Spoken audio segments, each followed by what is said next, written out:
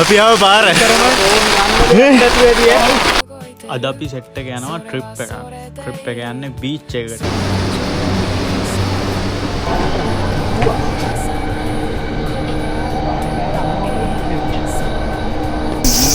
පොඩි දුරක් යන්න තියෙන්නේ. මීටර 100ක් වගේ යන්න තියෙන්නේ. අපි පයින් යනවා. අපි ට්‍රේන් එකේ බැහැලා බස් එකෙන් අපි ආව බීච් එකට. දැන් බීච් එකට පයින් යන ගමන් තියෙන්නේ අද හොඳටම වැස්ස දවසක්. ඒ වුණාට වටේ පිටේ පොඩි සෙනගක් ඉන්නවා. ඒ වුණාට බීච් එක ගාවට ගියාට පස්සේ නාන කට්ටිය ගොඩක් අඩුයි. අකුණු ගහනවා කියලා මෙතන නාන්න දෙන්නේ නැහැ. බීච් එකේ ඉන්නත් දෙන්නේ නැහැ.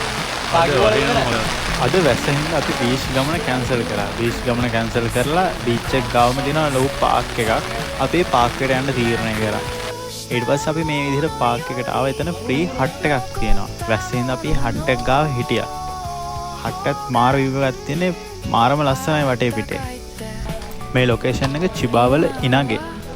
ඔයාලට ආරංචි වෙන්නේ නැති චිබාවලට ගම් වතුර ආවා කියලා නිවුස් වලටත් ගියා ලංකාවේ.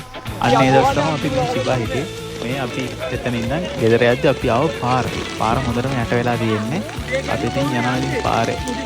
ගෙදර යන්න වෙන විදිහක් නැහැ. ට්‍රේන් එකෙන් පරක්කුයි බස් මේ හරියට එන්නේ නැහැ. ඔයාලට මේ ඉස්සරහා බලා ගන්න පුළුවන් වෙන්නේ බස් හෝල්ට් එකක් යට වෙලා තියෙනවා.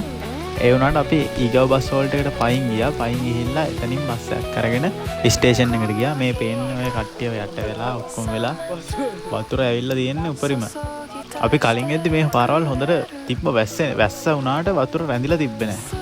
අපි අතන ඉන්න ටිකට තමයි මේ වතුර ඇවිල්ලා තියෙන්නේ. හොඳටම යට වෙලා තියෙන්නේ. එද අපි තෝරගත්ත දවසක් තව ලොකේෂන් එකක් තව